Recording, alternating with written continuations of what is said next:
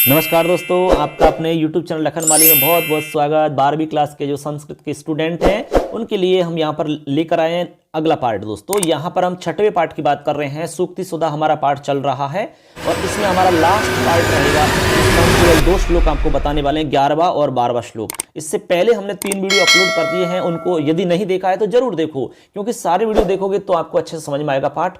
कोई भी शब्द आपका नहीं बचेगा, सभी शब्दों का अर्थ यहाँ पर बहुत अच्छे ढंग से आपको बताया जाएगा, व्याख्या के सहित आपको समझाया जाएगा। और एग्जाम की दृष्टि से आपको नोट्स कंप्लीट हम कर रहे हैं, बना रहे हैं, जैसे ही बन जाएंगे आपको उपलब्ध हो जाएंगे। दोस्तों चलिए, आज हमारा श्लोक है 11वां श्लोक।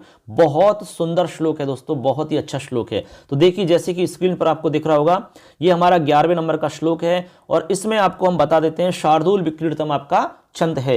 इस छंद के अंदर 19 वर्ण होते हैं बच्चों। कितने वर्ण होते हैं? 19, यानी टोटल आपके 19 वर्ण होंगे। आप प्रत्येक लाइन के अंदर गिन सकते हैं, यहाँ पर 19 वर्ण आपको मिलेंगे। गिनते समय आपको ध्यान रखना है, जो हलंत वर्ण होता है, आधा वर्ण होता है, उसकी गिनती नहीं होती है, ऐसे आपको गिनना है। छंद में आपने पढ़ा होगा ये तो, ठीक है। तो चलिए, सबसे पहले हम इसका उच्चारण कर लेते हैं, उसके बाद में आगे समझेंगे। चलिए, बहुत ही सुंदर है। तो चलिए बच्चों, अब उच्चारण करते हैं। केयूराणि न भूषयन्ति पुरुषं हारान् चन्द्रोज्ज्वलाः न स्नानं न विलेपनं न कुसुमं नालंकृता मूर्धजाः वार्णिकासमलंकरोति पुरुषं या संस्कृता धार्यते क्षीयन्ते खलु भूषणानि सततं वाग्भूषणं भूषणं। ये हमारा बहुत ही सुंदर श्लोक है दोस्तों, ठीक है। इस प्रकार से हमारा उच्चारण हो जाता है। आप भी इसका उच्चारण करें, बहुत ही अच्छे से बोल सकते हैं।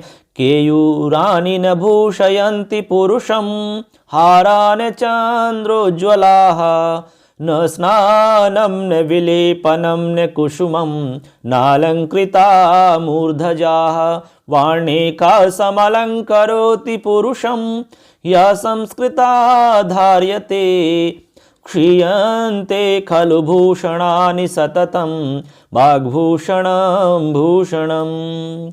इस प्रकार इसका उच्चारण हो जाता है। तो उम्मीद है और आशा है कि आप उच्चारण समझ गए होंगे। आप लोग भी सभी उच्चारण करें इसी प्रकार से, बहुत अच्छा लगेगा आपको, ठीक है। चलिए आगे चलते हैं। अब हमारा सेकंड जो स्टेप रहता है वो है, इसमें जितने भी शब्द हैं उन शब्दों में हम करेंगे विच्छेद, जहां जहां पर विच्छेद की आवश्यकता होती है। क्योंकि आप किसी भी श्लोक का यदि अर्थ स्पष्ट करना चाहते हो तो उसमें विच्छेद आपको आना चाहिए, तभी जाकर के आप उसको अर्थ समझ सकोगे, ठीक है। चलिए, सबसे पहले हमारा शब्द है केयूराणि। केयूराणि जो शब्द है, इसमें विच्छेद की आवश्यकता नहीं है बच्चों। ऐसे कैसे रहेगा? फिर है न भूषयंती, ठीक है। पुरुषम, इसमें भी नहीं है। हारा, ऐसे रहेगा न। फिर है चंद्रोज्ज्वलाः, यहां पर आप विच्छेद कर सकते हैं। अब कैसे विच्छेद करेंगे मैं नीचे लिख करके बता देता हूं, जिससे कि आपको दिक्कत नहीं आएगी। तो यहां पर हो जाएगा बच्चों चंद्र, ऐसे देखिए मैं लिख के बता रहा हूं, चंद्र धन उज्ज्वला। इस प्रकार से आप विच्छेद कर सकेंगे, चंद्र धन उज्ज्वला, ये हमारा विच्छेद हो जाएगा। अब यहां पर देखिए बच्चों, यहां पर आप संधि काम करेंगे, यानी चंद्र और उज्ज्वल, तो यहां पर ए और उ यानी कि गुण संधि हो जाएगी आपकी। कौन सी? गुण संधि हो जाएगी। हित धन उपदेश होता है, इसी प्रकार हितोपदेश बनता है, तो चंद्रोज्ज्वलाः ऐसा बन जाएगा। तो ये हमारा चंद्रोज्ज्वला शब्द आपको समझ में आ गया होगा, किस प्रकार से यहां पर हम विच्छेद करते हैं और फिर कैसे यहां पर संधि काम होता है, ठीक है। ऐसे चंद्र के समान उज्ज्वल, चंद्रोज्ज्वला, ऐसा अर्थ निकलेगा। आगे चलो, आगे है न, यूं कि तो रहेगा स्नानम, कोई आवश्यकता नहीं है। न विलेपनम, न कुसुमम नालंकृता। अब नालंकृता में आप कर सकते हो, यहां पर कैसे करोगे? तो यहां पर कर दोगे न धन अलंकृता। कैसे करोगे बच्चों? यहां कर दोगे न धन अलंकृता, ऐसे आप विच्छेद कर सकते हैं इसका। देखिए मैं विच्छेद लिख के बता रहा हूं यहां, जिससे कि आपको अच्छे से समझ में आ जाए। तो न धन अलंकृता। अब यहां पर क्या करेंगे फ्रेंड्स, यहां पर आप संधि काम करेंगे तो यहां पर आपकी दीर्घ संधि हो जाएगी। कौन सी संधि? दीर्घ संधि होकर के आपका रूप बन जाएगा नालंकृता। ठीक, तो यहाँ ऐसे करके हमारा नालंकृता शब्द हो जाता है। अभी तक हमने 2 शब्दों के बारे में बताया है जहाँ पर विच्छेद हो रहा है। इसके बाद में है मूर्धजाह, तो मूर्धजाह में कोई आवश्यकता नहीं है। उसके बाद में वार्णे का, यहाँ आप कर सकते हैं। तो यहाँ कैसे करेंगे चलिए बताइए, आप लोग भी सोचिए कुछ, उसके बाद में हम तो बता ही रहे हैं, खैर आप भी सोचिए कि यहाँ पर क्या हो सकता है और क्या रूप बन सकता है, कौन सी संधि से काम हो सकता है। चलिए हम बता देते हैं, फिर आप दिमाग लगा लेना। यहाँ हो जाएगा बच्चों वाणी धन एका, ऐसे आप यहां पर विच्छेद कर सकेंगे। वाणी धन एका, अब यहां पर विच्छेद हो गया तो यहां पर आप संधि काम कर लेंगे। कैसे संधि का काम होगा, देखिए यहां पर हो जाएगी आपकी यण संधि। कौन सी हो जाएगी, यण संधि हो जाएगी। वाणी धन एका तो बन जाएगा वाण्य का, ठीक है, ये का हो जाएगा वाण्य ये का। चले आगे, आगे देखिए समलंकरोति, समलंकरोति, तो यहां पर सम और अलंकरोति ऐसा लिखा हुआ है। वैसे यहाँ पर संधि का कोई विशेष काम हो नहीं रहा है, आप केवल अलग अलग टुकड़े कर सकते हो, लेकिन यहाँ पर संयोग मात्र होगा केवल। तो सम को अलग कर सकते हैं और अलंकरोति को अलग कर सकते हैं, ठीक है। तो सम धन अलंकरोति ऐसा हम कर सकते हैं।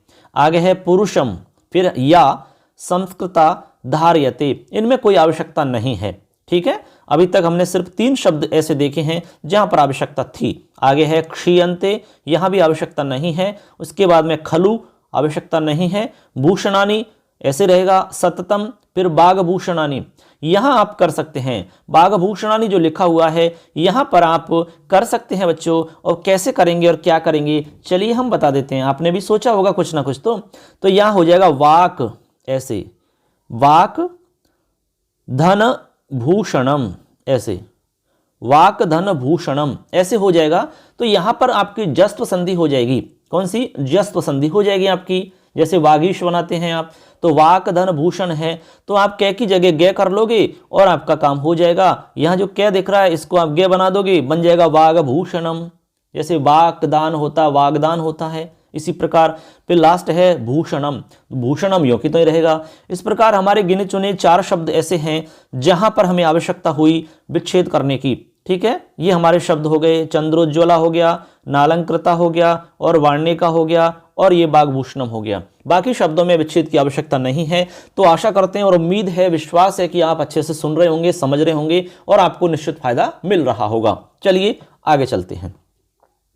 अब देखो विच्छेद के बाद में हम चलते हैं इनके शब्दों की तरफ। अब हम इसमें जितने भी शब्द हैं सभी का हम अर्थ आपको बता रहे हैं। चलिए बच्चों, अब इसमें हम जितने भी शब्द हैं उन सब के अर्थ आपको बता देते हैं। उसके बाद में हम पूरे श्लोक का अर्थ आपको समझा देंगे। तो देखिए सबसे पहला हमारा शब्द है केयूरानी। जैसे कि आप स्क्रीन पर देख रहे हैं, आपको एक एक शब्द को बहुत अच्छे से समझाया जाएगा जिससे दिक्कत नहीं आएगी। पहला शब्द है हमारा केयूरानी। अब केयूरानी का अर्थ क्या होता है, बाजूबंद, ठीक है। जो बाजू में पहनने का आभूषण होता है जिसको हम बाजूबंद कहते हैं, आप जानते होंगे अच्छे से। और यहाँ अगला है ने का मतलब होता है नहीं, ठीक। उसके बाद में है भूषयंती। अब भूषयंती का अर्थ क्या होता है, तो भूषयंती का अर्थ होता है सजाते हैं या सुशोभित होते हैं, या फिर कह सकते हैं कि अच्छे लगते हैं, ठीक है। भूषयंती का अर्थ यानी सजाते हैं या अच्छे लगते हैं।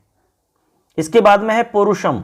पुरुषम का मतलब होता है पुरुष को, ठीक है, व्यक्ति को या आदमी को या पुरुष को, ऐसा अर्थ हम इसका देखेंगे। आगे है हारा। हारा का मतलब होता है हार, ठीक है। हारा यानी क्या होता है, हार। हार आप जानते हैं जो हार पहनने का होता है। फिर ने आ गया, फिर ने का मतलब होता है नहीं। और फिर है चंद्रोज्ज्वलाहा। चंद्रोज्ज्वला का मतलब होता है चंद्र के समान जो उज्जवल है, ठीक है। चंद्रमा के समान उज्जवल उसको कहते हैं चंद्रोज्ज्वलाहा, ठीक है। चलिए अगली लाइन में चलते हैं। फिर दूसरी लाइन में ने यानी नहीं, स्नानम यानी स्नान करना, नहाना, फिर ने नहीं। उसके बाद में है विलेपनम। अब विलेपनम का अर्थ क्या होता है, तो विलेपनम का अर्थ होता है लेप करना, ठीक है। जैसे बहुत सारे लोग लेप कर लेते हैं ना चेहरे पे, पूरे शरीर पर, ने यानी कौन कौन सी चीजें पोत लेते हैं, ठीक है। जैसे कोई मुल्तानी मिट्टी का लेप कर लेता है, ऐसे अनेक प्रकार की द्रव्य वस्तुएं होती हैं, द्रव्य चीज होती हैं जिनसे हम लेप कर लेते हैं। तो कह रहे हैं कि चंदन इत्यादि का लेप करना, ऐसा मतलब है विलेपनम का, ठीक है। उसके बाद में है ने यानी नहीं, कुसुमम। कुसुमम, तो कुसुमम का अर्थ होता है पुष्प, पुष्प। ठीक है, अब देखो बच्चों यहां पर अगला शब्द है नालंकृता। नालंकृता में दो शब्द ने धन अलंकृता, तो ने यानी नहीं, अलंकृता का मतलब होता है सजाए गए, यानी नहीं सजाए गए, यानी कि सजावट नहीं की गई, ऐसा हम कह सकते हैं। अलंकृत नहीं किया गया, ऐसा अर्थ होगा नालंकृता। तो इसमें लिख रहा है नालंकृता, तो अर्थ समझ में आ गया, यानी कि नहीं सजाए गए या अलंकृत नहीं किए गए। अब क्या आगे लिख रहा है मूर्धजाः। मूर्धजाः का अर्थ होता है बच्चों बाल, केशाः, यानी कि जो बाल हैं उनको कहते हैं मूर्धजाः। ठीक है, समझ गए। आगे चलिए, आगे लिख रहा है वार्णिका। वार्णिका का मतलब होता है एकमात्र वाणी, वाणी एका यानी एकमात्र वाणी। आगे है समलंकरोति। समलंकरोति, समलंकरोति का अर्थ होता है अच्छे प्रकार से जो अलंकृत करती है, अच्छे प्रकार से जो सुशोभित करती है। ठीक है, ऐसा अर्थ होगा समलंकरोति का। आगे शब्द है पुरुषम। पुरुषम का अर्थ होता है पुरुष को। फिर है या यानी जो। संस्कृता, संस्कृता का मतलब होता है संस्कारों से युक्त। ठीक है, या फिर कह सकते हैं जो शुद्ध हो, परिष्कृत हो, उसको हम संस्कृत कहते हैं। ठीक, आगे है धारयते। धारयते का अर्थ होता है धारण करना। ठीक है, यानी कि धारण की जाती है, किसके द्वारा? पुरुष के द्वारा धारण की जाती है, ऐसा अर्थ है यहां पर। अब लास्ट लाइन है हमारी क्षीयन्ते। क्षीयन्ते का अर्थ होता है नष्ट होना। ठीक है, तो इसको हम अर्थ इसका हो जाएगा नष्ट हो जाते हैं या नष्ट होते हैं, क्षीयन्ते। ठीक है, आगे है खलु। खलु यानी निश्चित रूपेण या निश्चयेन। ठीक, भूषणानि। अब भूषणानि का अर्थ होता है आभूषण। ठीक है, आभूषण। फिर है सततम। सततम का अर्थ होता है लगातार या कालक्रम के अनुसार। फिर है बागभूषणम। बागभूषणम का अर्थ होता है वाणी रूपी आभूषण ही, यो वाणी रूप आभूषण है। ठीक है, जैसे मान लो आप किसी से बहुत अच्छा बोलते हैं, आपकी वाणी बहुत अच्छी है, तो हम कहेंगे इसका जो बोलने का तरीका है, इसकी जो वाणी है वो बहुत अच्छी है, बहुत सुंदर है, सारे आभूषण फैल हैं इसके सामने। तो कह रहे हैं बागभूषणम यानी वाणी रूपी आभूषण। फिर है भूषणम। तो भूषणम का अर्थ होता है आपका आभूषण। ठीक, अब इस प्रकार से हमने यहां पर जितने भी शब्द थे उन सभी शब्दों का आपको अच्छे से अर्थ समझा दिया है। आशा करते हैं आपको अच्छे से समझ में आ गया होगा। अब इसके बाद में आपको हम अन्वय बता रहे हैं इसका, उसके बाद में अर्थ बताएंगे। देखो इसका हम अन्वय देखते हैं। अन्वय हो जाएगा इसका न केयूरानी। देखो न केयूरानी न चंद्रोज्ज्वला, न चंद्रोज्ज्वला हारा। फिर न स्नानम न विलेपनम, न स्नानम न विलेपनम, न कुसुमम। उसके बाद में नालंकृता मूर्धजाः। फिर आएगा पुरुषम। पुरुषम के बाद में भूषयन्ति। ऐसे करके दो लाइन हो जाती है अन्वय की। अब इसके बाद में लिखना होगा एका। एका संस्कृता वाणी। एका संस्कृता वाणी या धार्यते, या धार्यते पुरुषम सम अलंकरोति। हो गया।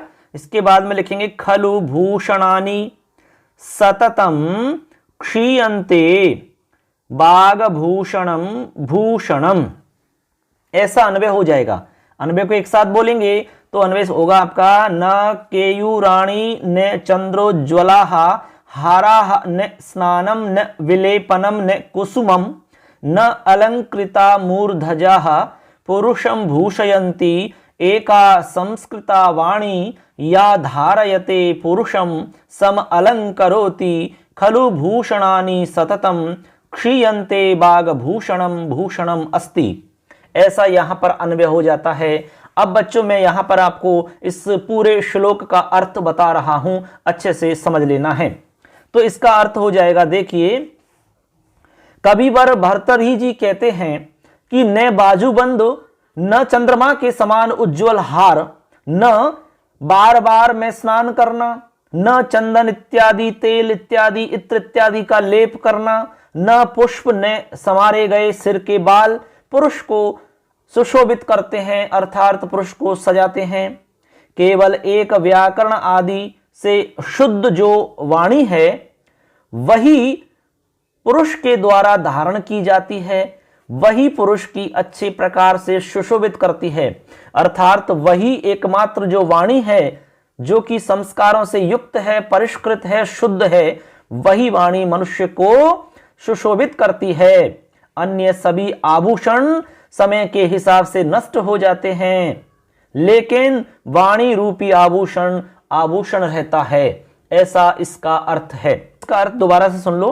कहते हैं कि मनुष्य को न केवल स्वर्ण आभूषण ही सुशोभित करते हैं, चंद्रमा के समान शुभ्र हार आदि आभूषण ही, न प्रसाधनों के साथ किया गया स्नान मनुष्य को विभूषित करता है, न ही फूलों की माला, न ही विभूषित संवारे हुए या सुंदर बनाए हुए केश मनुष्य को सुशोभित करते हैं।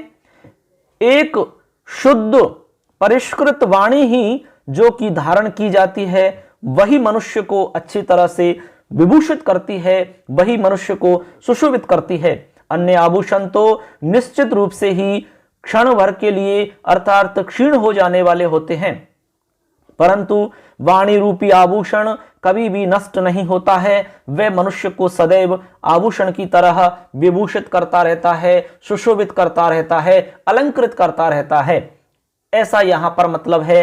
तो कहने का सीधा सीधा मतलब है कि मनुष्य की जो वाणी है यही एक वाणी आभूषण के रूप में काम करती है, और यही आभूषण आदमी का हमेशा हमेशा के लिए रहता है। बाकी जितने भी आभूषण हैं, चाहे वो बाजूबंद की बात कर लो, चाहे वो गले में पहनने का हार हो सकता है, चाहे बालों को अच्छी तरह से संभालना हो सकता है, चाहे आप साबुन, तेल, उपटन इत्यादि का लेप करना हो सकता है, ठीक है, ये सारे जितने भी आभूषण हैं, जितनी भी चीजें हैं, ये सब समय के अनुसार नष्ट हो जाती हैं, लेकिन मनुष्य की जो परिष्कृत और शुद्ध जो वाणी है एकमात्र, वो ऐसा आभूषण है जो कभी भी नष्ट नहीं होता, वो हमेशा आभूषण ही रहता है, जो मनुष्य को हमेशा सुशोभित करता रहता है, मनुष्य को अलंकृत करता रहता है, ऐसा यहां पर मतलब है।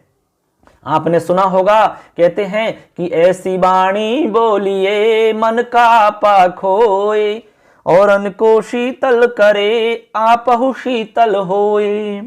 यह है वाणी का कमाल। इसलिए अच्छी वाणी बोलेंगे तो सुनने वाला प्रसन्न हो जाएगा और हम स्वयं तो प्रसन्न होंगे ही, ऐसा यहां पर मतलब है। चलिए अगला लास्ट श्लोक और समझ लेते हैं, इसी के साथ हमारा पाठ कंप्लीट हो जाएगा। इसलिए पूरा अच्छे से सुनो, देखो, सारा आपको कंप्लीट कोर्स यहां पर करवा रहे हैं। आप चैनल को सब्सक्राइब करें, अपने दोस्तों को शेयर करें। बच्चों, आपको पता होगा कि अभी अर्धवार्षिक जो एग्जाम है उसमें आपका 60% कोर्स आने वाला है, जिसमें 10 आपके पाठ हैं टोटल, तो 10 पाठ में से 60% का मतलब हो गया आपके 6 पाठ आने वाले हैं। हमने 6 पाठ आपको कंप्लीट करवा दिए हैं। इन 6 पाठों को हम एक साथ आपको उपलब्ध करवा देंगे। सारे पाठों को अच्छे से देख लो, कोई मिस्टेक नहीं होगी, अच्छे से समझ में आएगा।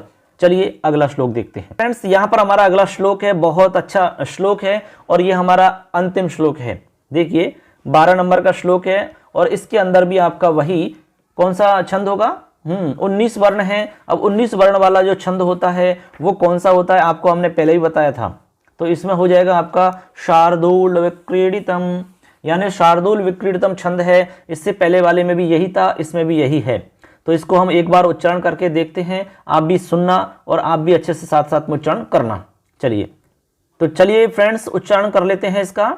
यावत् स्वस्थमिदं कलेवर गृहं यावच्च दूरे जरा, यावच्चेन्द्रिय शक्तिरप्रतिहता, यावत् क्षयो नायुषः, आत्मश्रेयसि तावदेव विदुषा कार्यः प्रयत्नो महान्, प्रोद्दीप्ते भवने च कूपखननं प्रत्युद्यमे कीदृश।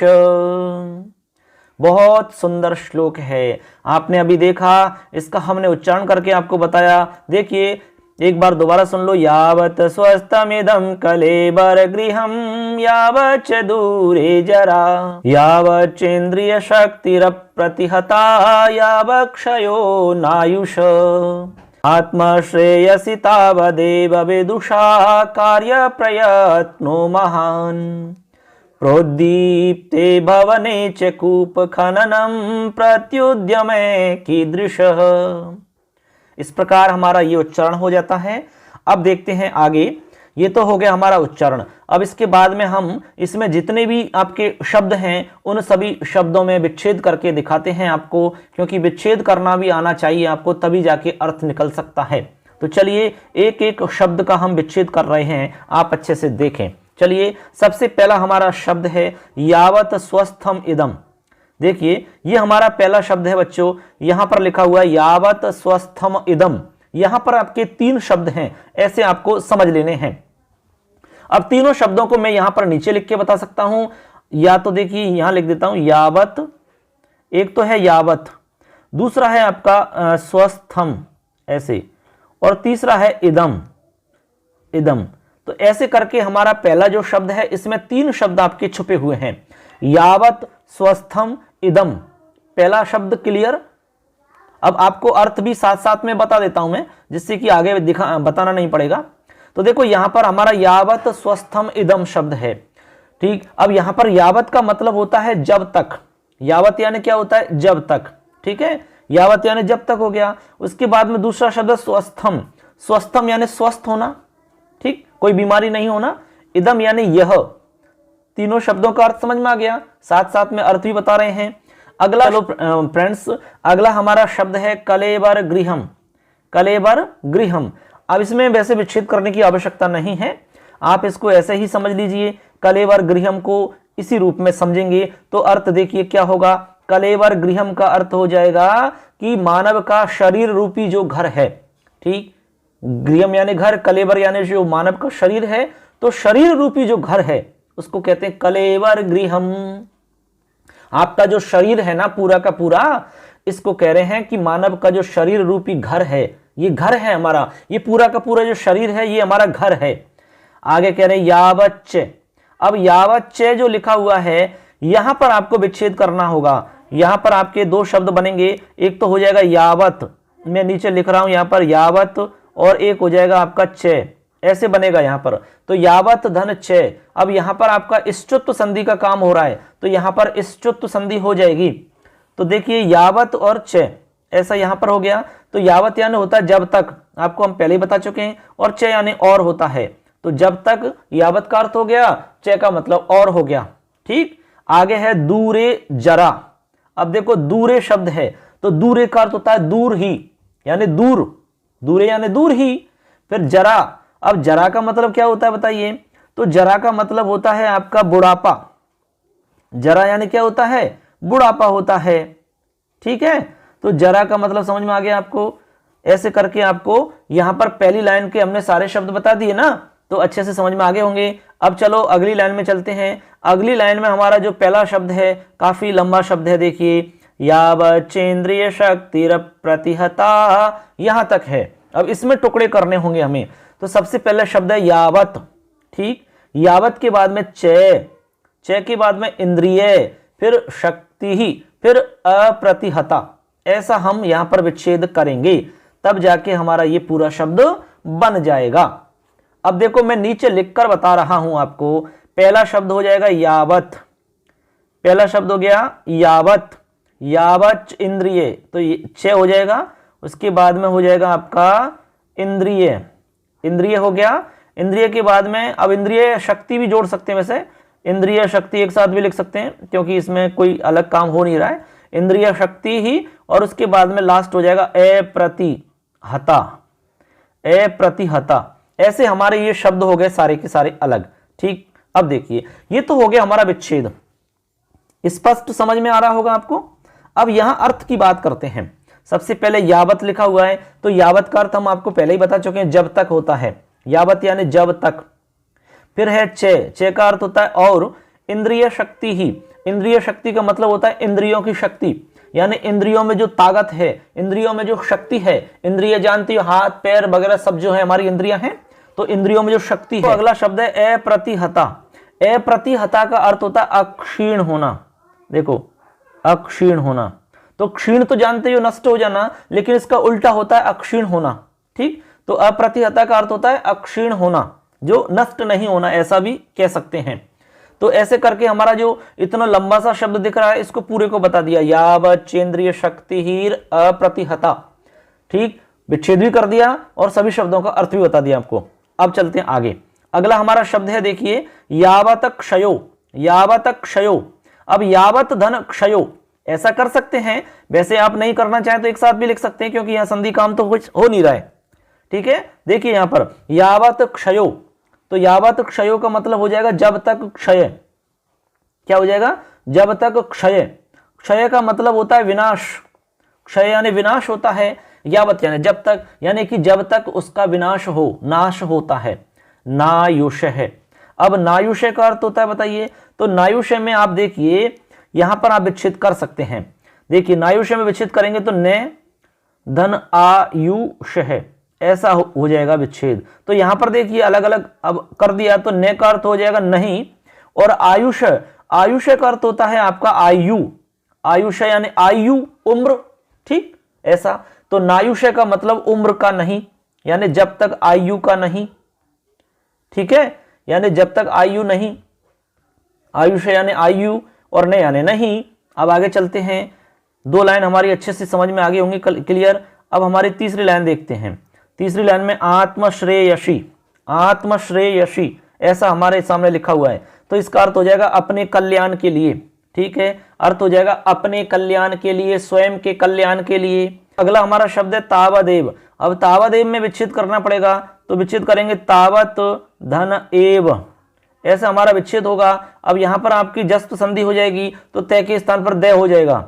ठीक है, यहां तक कोई दिक्कत नहीं है। यदि हम अर्थ की बात करें, दोनों का अर्थ एक साथ, अर्थ आपको समझ लेना है। इसका अर्थ हो जाएगा तब तक या फिर तभी तक, ऐसा भी कह सकते हैं। तो अर्थ हो जाएगा तभी तक या तब तक, ऐसा अर्थ है इसका। ठीक है, तो अर्थ समझ में आ गया ना। अब आगे चलते हैं। अगला हमारा शब्द है विदुषा। अब बताओ विदुषा का अर्थ क्या हुआ? विदुषा यानी होता है आपका विद्वान। विदुषा यानी विद्वान को, ऐसा आपको समझ लेना है। तो हमारा शब्द हो गया विदुषा, अर्थ हो गया विद्वान को। फिर है कार्य है, कार्य का मतलब काम होता है। उसके बाद में प्रयत्न हो, प्रयत्नों का मतलब प्रयत्न करना। महान, महान जानते हैं आप। ठीक है, महान यानी महान होते हैं। आगे देखिए अगला हमारा शब्द है प्रोदीप्ते। देखो यहां लिख रहा है प्रोदीप्ते, तो यहां पर हमें विच्छेद करने की आवश्यकता है। तो सबसे पहला हमारा शब्द है प्रधन उद्दीप्ते। तो यहां पर देखिए प्र शब्द है और इसके बाद में है उद्दीप्ते, ऐसा शब्द है यहां। तो प्रधन उद्दीप्ते ऐसा यहां पर विच्छेद हो जाएगा। अब यहां पर आपको क्या करना होगा, यहां पर आप गुण संधि कर लेंगे। गुण संधि करते ही प्रोदीप्ते ऐसा बन जाएगा। बनेगा कि नहीं? बिल्कुल बन जाएगा। तो प्रोदीप्ते ऐसा बन गया। ठीक है, अब देखो अर्थ क्या हो जाएगा, तो अर्थ हो जाएगा आपका जलने पर। प्रोदीप्ते यानी जलने पर, समझ गए? प्रोदीप्ति का अर्थ क्या होता है? जलने पर या प्रज्वलित होने पर, ऐसा इसका अर्थ होगा। ठीक है, आगे चलते हैं। आगे हमारा शब्द है भवने। तो भवने का अर्थ होता है भवन। ठीक है, घर, भवन, महल आदि कह सकते हैं। तो अर्थ हो गया कि भवन के जलने पर या फिर घर के जलने पर। फिर है चे, चे यानी और कूप खननम। कूप खननम का मतलब कुआं खोदना। कूप खननम यानी कुआं खोदना। फिर आगे है प्रत्युद्यम है, प्रत्युद्यम। तो यहां पर विच्छेद करना होगा, प्रति धन उद्यम है, प्रतिधन उद्यम है। उद्यम यानी परिश्रम होता है, प्रति यानी की ओर होता है, की ओर। जैसे हमने कहा कि विद्यालय की ओर जाता है, बाजार की ओर जाता है, ऐसा अर्थ निकलता है इसका। ठीक है, तो यहां पर अर्थ हो जाएगा परिश्रम की ओर, ऐसा हम कह सकते हैं। तो उद्यम यानी परिश्रम होता है, प्रति यानी की ओर, कीदृश। अब कीदृश का अर्थ क्या होगा बताइए? क्या। कीदृश यानी क्या, और उद्यम का मतलब आप जान ही गए, परिश्रम करना या प्रयोजन भी कह सकते हैं। ठीक है, ऐसे करके यहां पर हमने देखो दो चीज एक साथ बताई है, अर्थ भी बताया और इनके विच्छेद भी करे। अब इसमें कोई प्रॉब्लम नहीं आनी चाहिए आपको। अब चलते हैं आगे। अब आगे हम इसमें आपको यहां पर अन्वय बताएंगे और पूरे श्लोक का अर्थ बता देंगे। चलिए अब अन्वय सुन लो आप अच्छे से। यावत इदम, अन्वय हो जाएगा यावत इदम कलेवर गृहम, कलेवर गृहम स्वस्थम, यावत इदम कलेवर गृहम स्वस्थम, तावत च जरा दूरे, जरा आ जाएगा और फिर दूरे आ जाएगा। तो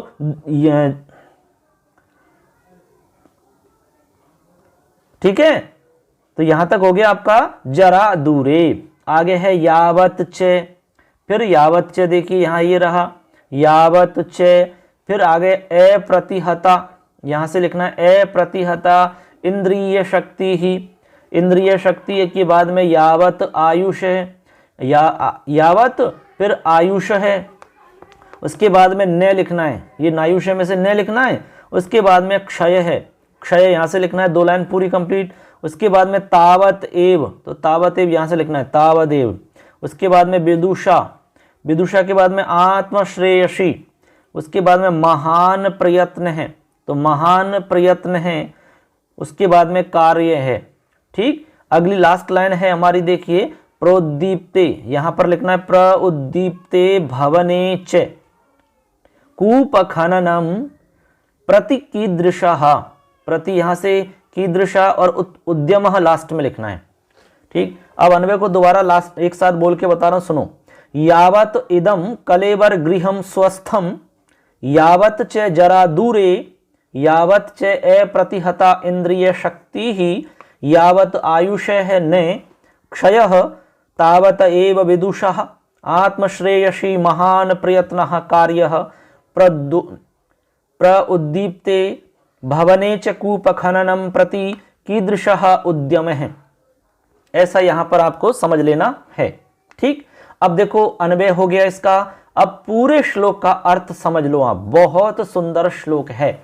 चलिए अब इसका हम आपको अर्थ बताते हैं। इसमें क्या बताया पहले एक बार समझ लो। इस श्लोक के अंदर कवि कहते हैं कि मनुष्य को समय से पूर्व ही कार्य संपन्न कर लेना चाहिए। बच्चों ये जो श्लोक है, ये श्लोक भर्तृहरि जी के द्वारा लिखित है।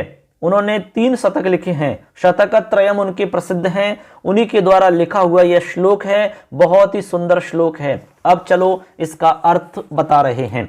इसका अर्थ है, इसमें कवि भर्तृहरि जी कहते हैं कि जब तक मनुष्य का शरीर रूपी ये घर स्वस्थ है, यानी जो मनुष्य का शरीर रूपी घर है, ये घर जब तक स्वस्थ है तब तक बुढ़ापा दूर ही है। और जब तक अक्षीण इंद्रियों में शक्ति है, ठीक है, जब तक आयु का विनाश नहीं होता है, तभी तक विद्वान को अपने कल्याण के लिए अत्यधिक प्रयत्न कर लेना चाहिए। यदि वह समय रहते प्रयास नहीं करता है तो दिक्कत ही दिक्कत है। कहते हैं कि भवन के जलने पर कुएं को खोदना या कुएं की खुदाई से क्या प्रयोजन, अर्थात उस समय उसकी मेहनत व्यर्थ ही होगी, ऐसा यहां अर्थ है। तो अर्थ आप समझ गए होंगे, दोबारा से सुन लीजिए अच्छे से। बहुत ही कमाल का श्लोक है। कह रहे हैं भर्तृहरि जी कि जब तक यह हमारा शरीर जो है वो निरोग है, बिल्कुल स्वस्थ है, कोई बीमारी नहीं है, अच्छे से बिल्कुल एकदम बिल्कुल सब तरह से बिल्कुल ओके है, जब तक बुढ़ापा दूर है, जब तक इंद्रियां क्षीण नहीं होती हैं, इंद्रियां नष्ट नहीं होती हैं, जब तक आयु का क्षय नहीं होता है, तब तक ही विद्वान मनुष्य को आत्मकल्याण के लिए अत्यधिक प्रयास कर लेना चाहिए। क्योंकि घर में आग लगने पर कुआं खोदने से क्या प्रयोजन, अर्थात इस परिश्रम का क्या मतलब, अर्थात कोई मतलब वहां पर नहीं रह जाता है। इसलिए हमें पहले से ही सतर्कता बरतनी होती है, पहले से ही हमें पूर्व प्लानिंग्स करनी होती हैं, पहले से ही हमें हर चीज के बारे में सोच समझ करके कदम उठाना चाहिए। इसलिए जब तक हमारा शरीर स्वस्थ है तब तक हमें प्रयास करते हुए, प्रयत्न करते हुए हमें जितना भी कुछ करना है वो कर लेना चाहिए, आत्मकल्याण के लिए प्रयास कर लेने चाहिए। क्योंकि बाद में फिर यह शरीर हमारा साथ नहीं देगा। क्योंकि जब तक आपका शरीर आपका साथ दे रहा है तब तक सारी दुनिया आपका साथ दे सकती है। जिस दिन आपके शरीर ने साथ देना बंद कर दिया, दुनिया में कोई भी व्यक्ति आपका साथ देने के लिए तैयार नहीं होगा। यह बात एकदम कटु सत्य है। इसलिए इस शरीर को स्वस्थ रखना है, कैसे भी किसी ना किसी प्रकार से। इसलिए किसी ना किसी प्रकार से हमें अपने आप को स्वस्थ रखना है। जब आप स्वस्थ होंगे तो सब कुछ आपका है, और जिस दिन आप अस्वस्थ हो जाएंगे, बीमार हो जाएंगे, इन इंद्रियों में, इन शरीर में कुछ भी ताकत नहीं रहेगी, उस दिन आपका कुछ भी नहीं है, ये मानकर चलो हम। तो इस प्रकार से दोस्तों यहां पर आप अच्छे से अर्थ समझ गए होंगे। ऐसे करके हमारा ये पाठ कंप्लीट हो जाता है। दोस्तों यहां पर हमने पूरा पाठ कंप्लीट करवा दिया है। ये हमारा 6वां पाठ है, सूक्ति शुदा पाठ था, बहुत सुंदर पाठ था। इसमें जितने भी श्लोक थे हमने एक एक श्लोक को बहुत ही सुंदर तरीका से व्याख्या के साथ में आपको यहां पर समझाने की कोशिश की है। आशा करते हैं आपको अच्छे से समझ में आया होगा। यदि आप चैनल पर पहली बार आए तो हमारे चैनल को सब्सक्राइब कर लेना, क्योंकि पूरा कोर्स यहां पर आपको करवाया जाएगा और पीडीएफ नोट्स आपको फ्री में मिलेंगे। ठीक है, अब देखिए यहां पर आपको ये वीडियो, तो इस प्रकार से हमारा पूरा पाठ कंप्लीट हो जाता है बच्चों। अब ये आपको बताना है कि आपको पाठ कैसा लगा, हमने जो पढ़ाया वो उसमें आपको आनंद आया या नहीं आया, आपको अच्छा लगा या नहीं लगा, ये आपको बताना है। कमेंट करके जरूर बताना, और इस पाठ को जरूर अच्छे से सुनना है, समझना है, क्योंकि इसमें से एग्जाम में प्रश्न जरूर से जरूर आएगा, ये गारंटी है दोस्तों। चाहे अर्धवार्षिक हो चाहे वार्षिक हो, दोनों में एग्जाम में प्रश्न आपको आना है। इसलिए इसको अच्छे से समझ लेना और कंठस्थ कर लेना। इसमें जितने भी अर्थ वगैरह जो भी कुछ है सारा याद कर लेना अच्छे से। ठीक है, तो अब नेक्स्ट पार्ट हम स्टार्ट करेंगे, लेकिन आपके अर्धवार्षिक के लिए तो पर्याप्त हो गया। अर्धवार्षिक में आपका इतना ही मैटर आएगा। ठीक है, अब देखते हैं आगे, अगले पार्ट में फिर मिलेंगे आपसे। इसको अच्छे से सुनते रहो और अपने दोस्त जितने भी हैं सबको शेयर कर दो, जिससे कि आपको जो फायदा है उनको भी मिलना चाहिए। धन्यवाद दोस्तों। जय तु भारतम, जय तु संस्कृतम। धन्यवाद।